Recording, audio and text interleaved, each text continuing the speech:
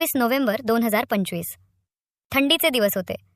धाराशिव जिल्ह्यातील ढोकी गाव अजून गाढ झोपेत होतं. पण पहाटेच्या अंधारात गावाच्या शिवारात असं काहीतरी घडलं होतं ज्याची कल्पनाही कोणी केली नसेल. ढोकी गावाला लागूनच एक रेल्वे फाटक आहे आणि याच फाटकाच्या अगदी बाजूला पंकज नावाच्या शेतकऱ्याचा शेत आहे. पहाटे जेव्हा काही ग्रामस्थ नेहमीप्रमाणे शेताकडे आणि कामावर जाण्यासाठी बाहेर पडले तेव्हा त्यांची नजर शेतातील एका विशिष्ट जागेवर पडली आणि त्यांच्या पायाखालची जमीनच सरकली. तिथे एक मृतदेह पडला होता. पण तो मृतदेह ज्या अवस्थेत होता ते पाहून बघणाऱ्यांच्या काळजाच पाणी झालं. एका 25 ते 30 वयोगटातील महिलेचा तो मृतदेह होता. पण तिची अवस्था अत्यंत विदारक होती. कोणीतरी तिला अतिशय क्रूरपणे जाळण्याचा प्रयत्न केला होता. विशेषतः कमरेखालचा भाग पूर्णपणे कोळसा झाला होता. तिचे दोन्ही पाय फाकलेल्या अवस्थेत होते आणि छातीचा भाग उघडा पडला होता. हे दृश्य इतकं भयानक होतं की पाहणाऱ्याला तिथे उभं राहणंही कठीण होत होतं. प्रथम दर्शनीच हे स्पष्ट दिसत होतं की या महिलेसोबत काहीतरी अघटित घडलं आहे. हा केवळ खून नाही, तर त्याआधी तिच्यावर अत्याचार झाल्याचा संशय निर्माण करणारी ती परिस्थिती होती. गावात वाऱ्यासारखी ही बातमी पसरली. लोक मिळेल त्या वाहनाने घटनास्थळी धाव घेऊ लागले. बघता बघता तिथे लोकांचा मोठा जमाव जमला. प्रत्येक जण हळहळ व्यक्त करत होता. कोण असेल ही दुर्दैवी महिला? तिच्यासोबत इतकं क्रूर कृत्य कोणी केलं असेल असे प्रश्न प्रत्येकाच्या मनात होते. पोलीस पाटलांनी ताबडतोब याची माहिती ढोकी पोलीस ठाण्याला दिली. ही माहिती मिळताच पोलीस निरीक्षक आणि त्यांची टीम तातडीने घटनास्थळी दाखल झाली. पोलिसांनाही घटनास्थळावरील तो विभत्स प्रकार पाहून धक्का बसला. शरीराचा बराचसा भाग जळाल्यामुळे त्या महिलेची ओळख पटवणं हे पोलिसांसमोर पहिलं आणि सर्वात मोठं आव्हान होतं. मित्रांनो, गुन्हा घडला होता, पण पुरावा काहीच दिसत नव्हता. पोलिसांनी आजूबाजूच्या परिसराची कसून तपासणी केली. शेतात झुडपांमध्ये काही वस्तू, हत्यार किंवा कपडे सापडतात का याचा शोध घेतला. पण मारेकरी अत्यंत चलाक असावा, कारण तिथे ओळखीचा कोणताही पुरावा शिल्लक नव्हता. तो मृतदेह कोणाचा आहे हे समजल्याशिवाय तपासाची दिशा ठरवणं अशक्य होतं. पोलिसांनी पंचनामा करून मृतदेह शवविच्छेदनासाठी म्हणजेच पीएमला रुग्णालयात पाठवला. आता पोलिसांसमोर प्रश्न होता की मारेकऱ्यापर्यंत पोहोचायचं कसं? ढोकी पोलिसांनी आपले खबरी आणि तांत्रिक तपासाची चक्रे फिरवायला सुरुवात केली. आजकाल गुन्ह्यांच्या तपासात सीसीटीव्ही हा पोलिसांचा तिसरा डोळा ठरतो. पोलिसांनी त्या परिसरातील आणि हायवेवरची सीसीटीव्ही फुटेज तपासायला सुरुवात केली आणि इथेच पोलिसांना यशाचा पहिला किरण दिसला. रस्त्यावरच्या एका कॅमेऱ्यात एक संशयास्पद हालचाल टिपली गेली होती. एका 4 चाकी गाडीची ये-जा आणि त्यातील व्यक्तीच्या हालचाली पोलिसांच्या संशयाचा घेरात आल्या. पोलिसांनी त्या फुटेजच्या आधारे त्या गाडीचा आणि त्यातील व्यक्तीचा शोध घेण्यासाठी एकीकडे फिल्डिंग लावली, तर दुसरीकडे त्या दुर्दैवी महिलेची ओळख पटवण्यासाठी तिचे अर्धवट जळालेल्या अवस्थेतील फोटो राज्यातील इतर पोलीस ठाण्यांना पाठवले. कुठे अशी महिला बेपत्ता असल्याची नोंद आहे का याची विचारपूस सुरू झाली. असं म्हणतात की गुन्हेगार कितीही हुशार असला तरी तो एखादी चूक करतोच.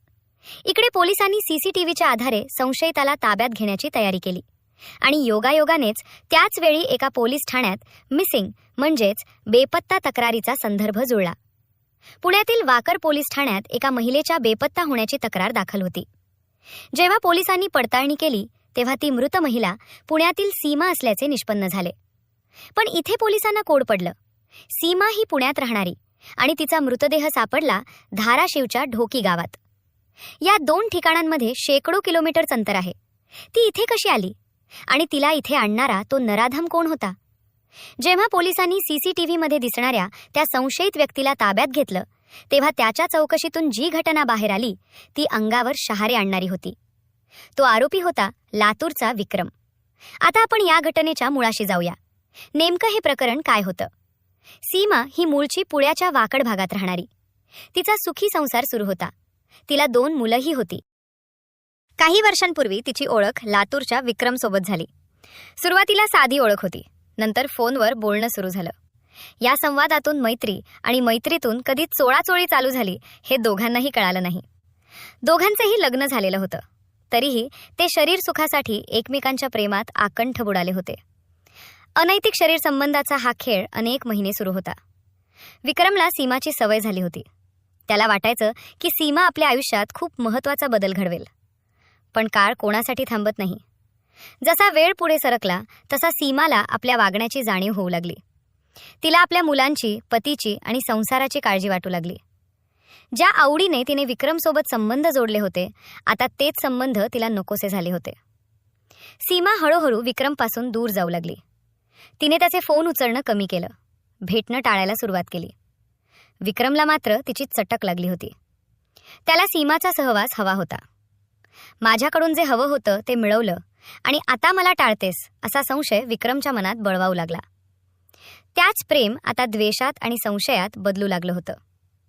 विक्रम वारंवार सीमाला भेटण्यासाठी दबाव टाकत होता, पण सीमा प्रत्येक वेळी काहीतरी कारण सांगून त्याला नकार देत होती. आता बास झालं, आपण हे थांबूया असं तिने त्याला स्पष्ट सांगितलं होतं. विक्रमचा पुरुषी अहंकार दुखावला गेला होता. तू जर माझी झाली नाहीस तर मी तुला कोणाचीच होऊ देणार नाही, अशा विकृत विचाराने त्याच्या मनात घर केलं. एखाद्या तडफडणाऱ्या माशाप्रमाणे त्याची अवस्था झाली होती आणि अखेर त्याने सीमाला कायमच संपवण्याचा एक भयानक कट रचला. घटना आहे 19 नोव्हेंबर 2025 ची. सकाळी नेहमीप्रमाणे सीमा आपल्या मुलांना शाळेत सोडण्यासाठी घराबाहेर पडली. मुलांना शाळेत सोडून ती परतत असतानाच विक्रम त्याच्या वॅगनर गाडीतून तिथे हजर झाला. त्याने सीमाला अडवलं. मला तुझ्याशी फक्त एकदाच महत्त्वाचं बोलायचंय, गाडीत बस असं म्हणून त्याने तिला जबरदस्तीने गाडीत बसवलं. त्यानंतर विक्रमनं गाडी पुण्याच्या बाहेर काढली. सीमा सतत त्याला विनवण्या करत होती, मला घरी जाऊ दे, माझा संसार आहे. पण विक्रमच्या डोक्यात रागाच भूत स्वार होतं. सीमा आता आपल्याला भाव देत नाही, ती आपल्याला सोडून जाणार हे त्याला सहन होत नव्हतं. रागाच्या भरात त्याने तिला पळवून नेलं. इकडे सीमा घरी परतली नाही म्हणून तिचे पती आणि नातेवाईक चिंतेत पडले. त्यांनी वाकर पोलीस ठाण्यात ती बेपत्ता झाल्याची तक्रार नोंदवली. सोन्यासारखा संसार सोडून ती का गेली हे घरच्यांना समजत नव्हतं. 19 नोव्हेंबर ते 27 नोव्हेंबर असे तब्बल 7-8 दिवस विक्रम सीमाला घेऊन फिरत होता. या काळात त्याने तिला मनवण्याचा प्रयत्न केला, पण सीमा आपल्या निर्णयावर ठाम होती. तिला तिचा संसार मोडायचा नव्हता. अखेर विक्रमनं ठरवलं की आता हिला जिवंत ठेवून काही फायदा नाही. 26 नोव्हेंबरच्या रात्री विक्रम सीमाला घेऊन लातूरच्या दिशेनं निघाला. गाडी धाराशिव जिल्ह्यातील ढोकी गावाजवळ आली तेव्हा मध्यरात्र उलटून गेली होती. एका निर्जन ठिकाणी त्याने गाडी थांबवली आणि तिथेच रागाच्या भरात त्याने सीमाचा गळा आवळून खून केला. फक्त खून करून तो थांबला नाही, तर पोलिसांची दिशाभूल करण्यासाठी त्याने एक बनाव रचला. त्याने सीमाचा मृतदेह शेतात अशा अवस्थेत ठेवला की पाहणाऱ्याला वाटावं की तिच्यावर अनेक जणांनी बलात्कार केला आहे. तिचे पाय फाकवले, कपडे अस्ताव्यस्त केले. आपली आणि तिची ओळख पटू नये म्हणून त्याने गाडीतून पेट्रोल काढलं आणि तिच्या मृतदेहावर ओतलं. गाडी ओढली आणि त्या जीवाला आगीच्या हातात देऊन तो तिथून पळून गेला. पण त्याला माहीत नव्हतं की कायद्याचे हात खूप लांब असतात. पोलिसांनी सीसीटीव्ही फुटेज ट्रॅक करत विक्रमच्या वॅगनर गाडीचा नंबर मिळवला आणि त्याला बेड्या ठोकल्या.